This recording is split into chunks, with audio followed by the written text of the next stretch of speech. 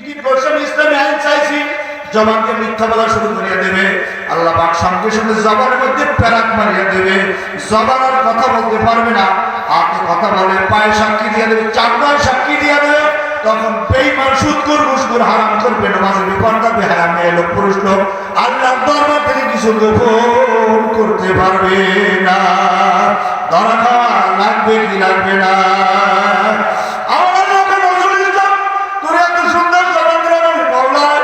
জবান দিয়ে মুখের মধ্যে 32টা দাঁত দিছি আমি আল্লাহ। দাঁতগুলো আমাদের মুক্তার মতো সাজানো। আমি আল্লাহ জানি বান্দা, তুই মুরগির রান খাবি, সব জিনিস চিবাইয়া খাবি, হাড্ডি চাবাই, হাড্ডির ভিতরে রস গিলুগুলা চাবাইয়া তুই খাবি। এই জন্য তুই তোর ভালো মজবুত দাঁত না দেখে খাইতে পারবি না।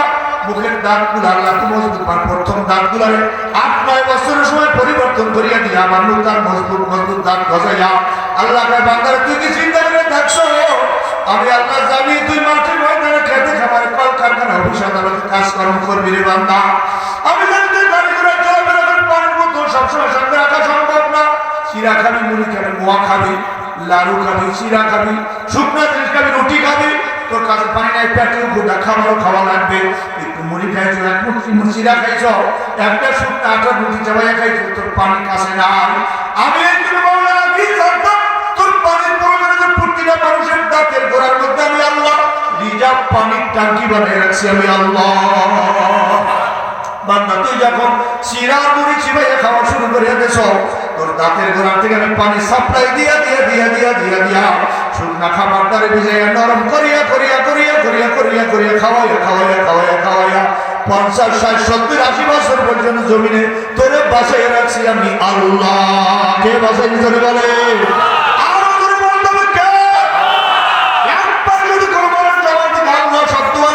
আমার আল্লাহকে বান্দা তুই আমার আল্লাহ ডাকছো একবার। আমি মাওলা এত বখিল না, এত কৃপণ না। দুনিয়ার মায়ের সন্তানের রাগ করছে, সন্তানের কর্মকাণ্ডে মায়ের জব দেন, সন্তানকে মাগো, জব দেন আবার মা, জব দেন আমাকে মাগো, জব দেয় না। একবার, দুইবার, তিনবার সময় ধমক দিয়ে জব দেয়। তুই আমার ঘরে আমি তুই আমার মা বলে ডাকবি, এরকম বলে কি বলে দেখছো না? কিন্তু আমার আল্লাহকে না, বান্দা না, তুই সারা জীবন বড় অপরাধ করছো, বড় অপরাধী, বড় পাপী, বড় গুনাহগার, বড় ভুল করছো। এরপরে যদি তুই আমার একবার আল্লাহ বলে ডাক ধরে গোলাম, আমি আল্লাহ তোর একটাকে কমপক্ষে 70 বার বলি লাভবাই গাই আর দি, ও গোলাম তুমি আমার কেন ডাকো?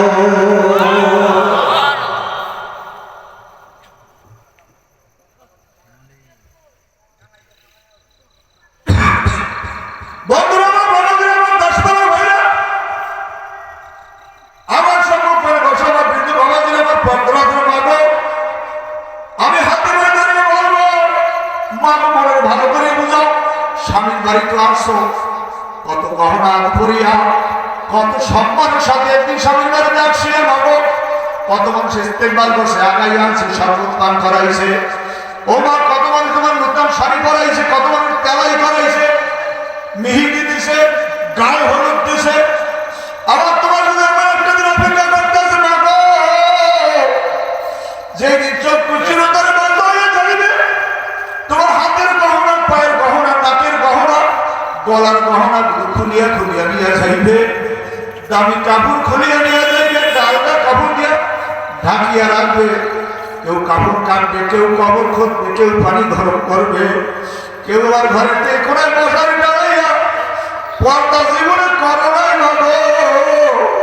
মরার পরে তুমি আমার পর্দা করে মশারির তলে গোসল করাইয়া 5 কাপ কাপড় দিয়ে একটা প্যাকেট করে সিনা বন্ধ, জীবনে সিনায় কাপড় লাগাও নাই, করোনা মাথায় ঠিক মতো দেওয়া নাই, কিন্তু মরার পরে শরীয়ত তোমাকে ঠিক মতোই পর্দা করাইয়া ছাড়বে।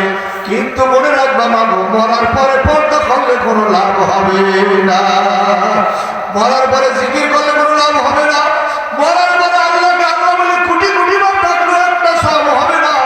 হায়াতের জিন্দেগিতে একবার যদি সুবহানাল্লাহ বলতে পারো, এই জবান দিয়ে আমার আল্লাহকে বান্দা, তোর এই জবান দিয়ে একবার যদি সুবহানাল্লাহ বলতে পারো, আমি আল্লাহ তোর জন্য আসমান জমিনের মাঝখানে যত ফাঁকা জায়গা আছে সব নেট দিয়ে ভরিয়া দেব। আল্লাহ নবী বলছেন, যদি কোনো মানুষ একবার সুবহানাল্লাহ জবান থেকে বলে, ওই সুবহানাল্লাহ বলেন ওয়ালা ব্যক্তি দুনিয়াতে কি আল্লাহ বরাদ্দ করে গোটা দুনিয়ার পূর্ব থেকে পশ্চিম, উত্তর থেকে দক্ষিণ, আসমান থেকে জমিন, তামাম দুনিয়া যদি একটা স্বর্ণের গোডাউন, খাঁটি স্বর্ণের গোডাউন, বর্তমান বাজার দরে স্বর্ণগুলো বিক্রি করা হয়, এই স্বর্ণের কত মূল্য, আখেরি নবীর উম্মতের জবান থেকে একবার সুবহানাল্লাহ বের হইলে এই সুবহানাল্লাহ কি হবে, সে কোটি কোটি গুণ বেশি মূল্যবান। আরে বাবা, মাওলা জবান দিয়েছে আল্লাহকে, বান্দা তোরে কত মায়া করে কত বুদ্ধি দিয়ে আমি তোরে বানাইছি, বান্দা তোরে দিলে চক্ষু নামক নিয়ামত দান করছি আমি আল্লাহ। এই চোখ দিয়ে কত পর্দা লোক দেখছো, টেলিভিশন দেখছো, কত চুরি করছো, কত ডাকাতি করছো, কত হারামি করছো, চোখ দিয়ে দেখা। আরে তোরে বানাইছি চক্ষুওয়ালা, তোর বাড়ির আব্দুল করিমকে বানাইছি আল্লাহ। আমার একটা কথা আমি ফেরা যাবে বারবার বাবা মনে পড়ে, আজ থেকে 12-13 বছর আগে আমি ময়মনসিংহের জামালপুর, বৃহত্তর ময়মনসিংহ জামালপুর একটা ডিস্ট্রিক্ট, জামালপুরের বক্সিগঞ্জ থানায় গেছি আমি মাহফিল করতে। আমার মাহফিলের আগে এক বক্তা বয়ান, আমি মসজিদের মধ্যে বসা, একজন অন্ধ বক্তা বয়ান করছে। অন্ধ বক্তা খুব বিনয়ে বিনয়ে কথাগুলো বলতে আসে, ও আমার সামনে ভাই, হাজার হাজার মানুষ এসে মাহফিলের মধ্যে। অন্ধ লোকটার বাড়িও ময়মনসিংহ জেলার মধ্যে। ওই লোকটা বিনয়ে বিনয়ে বলতে, আমার সামনে ভাই, হাজার হাজার মানুষ আমার তোমরা দেখো, আমি কোনো মানুষকে দেখা আমার নসিব হইল না, আমি তো কাউকে দেখতে পারলাম না। এমনকি আমার গর্ভধারণী মা, যেই মা আমার 10 মাস গর্ভে রাখছে, ওই মা চেহারা কেমন আমার দেখা নসিব হইল না। আমার বাবা আমার কত কোলে নেছে, কাঁধে নেছে, কত ঘাড়ে চড়াইয়া, কত দেশ বিদেশ ঘুরাইছে, বাপের কাঁধে কত সরছে, আমার বাবার চেহারা কেমন আমি দেখতে পারলাম না। আমি বিবাহ করছি, আমার 2টা সন্তান দিয়েছে আল্লাহ। ওই লোকটা বলতে আসে, আরে আমার সহধর্মিনী আমার বিবি আমার পাশে ঘুমায়, কিন্তু আমার বিবি কালো না সুন্দর, আমি কিন্তু বন্ধুরা দেখতে পারি না। আর বলতেছে করে বাড়িতে যাই, আঙ্গুর, বেদানা, আপেল, কমলা, নাশপাতি, বিভিন্ন ফল ব্যাগ ভরিয়ে ভরিয়ে নিয়ে যান। আমার 2টা সন্তান আছে, আমি বাড়িতে গেলে আব্বু আব্বু করে আমাকে জড়াইয়া ধরে, ফলের ব্যাগ সন্তানের হাতে দে। আমার জাদুমণিদের চেহারা বাংলা কেমনে বানাইল, আমার দেখা নসিব হইল না। আর কান্দে বিনে বিনে আর বড় ভাইরা আমার, কিয়ামতের ময়দানে যদি আমি অন্তরে আল্লাহ মাফ না করে, তোমাদের যদি মাওলা মাফ করিয়া দেয়, আমি অন্তরে ভাড়াইয়া তোমরা জান্নাতে যাবা না। আমার ওই কথা সব জায়গায় মনে পড়ে। আমার 10 ভাইরা, খাজুর ভাইয়ার ভাইরা, আমার বাবার ভাইয়ের সামনে বৃদ্ধ বাবা, যারা যুবক ভাইরা, আমি রাগ করছি, কোনো কষ্ট হয় না বাবা। ও যুবক, তোমার মতো যুবক তো আমি একদিন ছিলাম, ওই রকম একটা বয়স আমার জীবনেও ছিল। আমার তো মনে হয় গত কালকের ঘটনা, আজকে তো দাড়ি সাদা হয়ে গেছে, আজকে তো বৃদ্ধ হয়ে যাইতে আছে, আর আজকে তো চশমা পাওয়ার চশমা ছাড়া কাছের জিনিস দেখি না। এই জীবন যৌবন ছিনে নিল, যৌবনকাল চেহারা কত সুন্দর ছিল, আস্তে আস্তে দেখি চেহারার মধ্যে পরিবর্তন, চামড়াও বিনা ডালাকে করলো বাবা। হাতে ধরে পায়ে ধরে বাবা, এখন মাওলার গুনাহ করে গুনাহ থেকে ফিরিয়া ইমান আমল দুরুস্ত করে আমি বলে আমার পরামর্শ অনুযায়ী চলিয়া 5 ওয়াক্ত নামাজ ঠিক মতো পড়িয়া ইসলামী আন্দোলনের সাথে জড়িত হইয়া দিন আল্লাহর জমিনে বাস্তবায়নের একটা দীপ্ত শপথ গ্রহণ করে এবার দিয়ে আল্লাহ বাসায় রাখে জীবনের প্রথম সমর্থন আমি ইসলামের পক্ষে করবো, এরকম একটা এরাদা করিয়া এখনই বাবা আল্লাহর হুকুমের গোলাম হইয়া যাও, জিন্দিগি দামি হইয়া যাইবে বাবা, জিন্দিগি ধন্য হইয়া যাইবে। 7 প্রকার মানুষকে আল্লাহ কিয়ামতের ময়দানে আরশের ছায়া দেবে, যেই দিন কোনো আরশের ছায়া ব্যতীত আর কোনো ছায়া থাকবে না। দুনিয়ার বাবার জেলখানায়, দুনিয়ার জজ কোর্টে, হাইকোর্টে, সুপ্রিম কোর্টে গেলে আসামি জজের ফ্যানের বাতাস আর আসামির গায়ে লাগে, জজের দালানের ছায়া আসামির গায়ে লাগে কি লাগে না। কিন্তু মাওলা এমন একটা আমাদের ময়দানে কায়েম করবে রে বাবা, ওটাকে আমাদের ময়দান থাকবে সূর্য আর সূর্য, আগুনের তামার জমিন, উপরে কোনো ছাদ নাই, সূর্য আদার মাথার উপরে থাকবে বাবা, জমিন ফুরিয়া লাল চামড়ার মতো দাম দাম করতে থাকবে। না ফারমান বেঈমান গুনাহগার যুবক যুবতীরা পাপীরা বেনবাজিরা সুদখোর ঘুষখোর হারাম খোরারা জমিনে হিসাব নিকাশের জন্য উঠতে হবে না, বাধ্যতামূলক উঠা রাখবে। কেউ কবরে গোপন থাকতে পারবে না বাবা। একথা স্বীকৃতি তো আমি দিছি, মারার পরে যখন কবরে রাখছে ওলামা ইকরাম এই দোয়া পড়াই এনেছে কোরআনের এই আয়াত, মিনহা খালাকনাকুম ওয়া ফিহা নুঈদুকুম ওয়া মিনহা নুখরিজুকুম তারাতান উখরা। এই মাটিতে জন্ম তোমার, এই মাটিতে মরণ, পরকালে উঠতে হবে দোস্ত রাখিও স্মরণ। পরকালে ওঠা লাগবে কি লাগবে না ভাইরা আমার?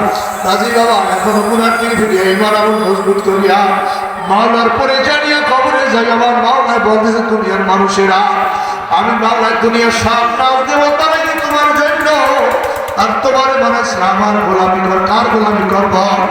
জোরে বল, গোলামি করবো কার? গোলামি একটা আরবি শব্দ, গোলামির বাংলা তো হুকুম মতো চলা। এই আসমান কার? জমিন কার? গাছের ফল কার?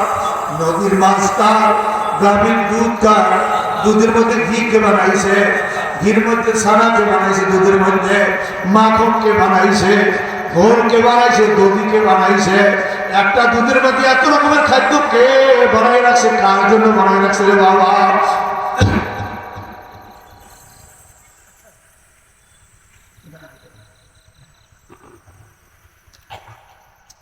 যাই হোক বাবা, আমার সর্বশেষ কথাটা আমি হাতের ধরে বলি, মাওলাকে বান্দা আমি তোমার বিচার চাইছি, দেখতে আসি বান্দা আমি সমস্ত ইন্তজাম করছি তোমার জন্য। গাছ বানাইছি তোমার জন্য, খেজুর গাছ বানাইছি তোমার জন্য, রস দেবে, খেজুর দেবে। খেজুর গাছটা এখন রসও দেয় না, খেজুরও দেয় না। খেজুর গাছটার মাথায় গোড়ায় পানি নাই, খালে পানি নেই, পুকুরে পানি নাই। গাছের মাথার মধ্যে ডিগ্গা কাটতে হাড়ি বাচ্চা রাখতে সকালবেলা এক হাড়ি রস, রসের মধ্যে ময়লা নাই, আবর্জনা নাই। রসের মধ্যে আমি মাওলা একটা লালসা রং দিয়ে দিছি, রসের মধ্যে আমি মাওলা গ্রান দিয়ে দিছি। রস খাবার খালি মজা লাগবে না, ডাবের মধ্যে দুধ বানিয়ে রাখছি। সব ভাইজন খেজুর গাছটা রস দিয়েছে, ডাব গাছটা ডাবের পানি রিফাইন করে তোমার জোগাড় করে এনেছে বান্দা। ডাবের পানি খাইছো, খেজুরের রস খাইছো, গাভীর দুধ খাইছো, নদীর মাছ খাইছো, খাবার দাবার কোনো দাবি নাই। ছোট্ট ছোট মুরগির বাচ্চাগুলা তোমরা সব বানায় খাইছ, আমি কোনো দাবি করি নাই। আমি তোমার বিচার চাইছি, দেখতে খেজুর গাছটা এখন খেজুর দেয় না। এই গাছটার কাটটা গোড়া দিয়ে ঘাটলা দিয়েছ, ঘাটলা 2 বছর পচে গেছে। এরবার উঠাইয়া শুকাইয়া লাকড়ি বানায় ভাত পাত করে খাইছে, বেহুদে ফেলাইয়া দাও নাই। গাভীর এইবার দুধ দেয় না, এইবার গাভীর এলাকার মানুষ নাইকা। গাভীরের দাম দেবে 750-800 টাকা কেজি করে গোস্ত বিক্রি করিয়া খাইছ। গাভীর চামড়া দিয়ে জুতা বানাইছো, হাড্ডি দিয়ে পুতার বানাইছো, গোবর দিয়ে জমিনে সার বানাইছ, পশম দিয়ে বিরাট বানাইছ, আর কিছুই বেহুদে বানাইয়া দাও নাই। চিরুনি বানাইছো গাভীর শিং দিয়া, কোনো বেহুদে বানাইয়া দাও নাই। আমি তোমার বিচার ছেড়ে দিয়ে তোমার দিছিলাম আমি আল্লাহ, তোমার ভোগ করার জন্য, সমস্ত মানুষরা তোমার খ্যাতমত করার জন্য। সবাই তোমার খ্যাতমত নিয়োজিত ছিল বান্দা, কিন্তু আমি তোমারে বানাইছিলাম যেই কারণে আমার গোলামি করার জন্য। তোমার ফজরে পাই নাই, জোহরে পাই নাই, আসরে পাই নাই, মাগরিবে পাই নাই, এশার নামাজে পাই নাই, ওয়াজের মাহফিলে পাই নাই, কোরআন তেলাওয়াতে পাই নাই। জমিনের দিন কায়েমের জন্য তোমার ডাক দিয়া পাওয়া যায় না। বরং দিনের বিরোধিতা করছো, যারা দিনের কথা বলে তাদেরকে অনেক বেইজ্জতি করছো, অপদস্থ করছো। কত আলেমের মারছো, কত আলেমের থাপ্পড় মারছো, কত আলেমের মাথার দিকে টুপি বানাইয়া দিছো, কত আলেমের কত বেইজ্জতি করছো, কত ইমাম চাকরি ধুয়েছে সত্য কথা বলতে গিয়া। আল্লাহ আমি তোর বিচার চাইছে, দেখতেছি বান্দা মনে রাখিস, আমি হায়াতের জিন্দেগিতে কিছু বলবো না। যেদিন তোর হায়াতের রজু শেষ হয়ে যাইবে, আমি মাওলায় কিন্তু তোরে ছাড়বো না। আমি এখন দরগা বানাই রাখছি, আমার দরগার নাম হলো আজরাইল। বর্ষিওয়ালা বর্ষি ভাই, বড় বড় ভালো ভালো মাছ বর্ষিওয়ালা বর্ষি ভাই, ভালো ভালো খাবার দিয়ে বর্ষি ভালায়। মাছে খাবার পেয়ে খুব খুশি, আর কয় বর্ষিওয়ালা রাখতে পারলাম না। বর্ষিওয়ালা বড় চালাক, এবার মাছ খাওয়ার বর্ষিতে ডিম দেয়। মাছ দৌড়ার না, বর্ষিওয়ালা তোমরা রাখতে পারলে না।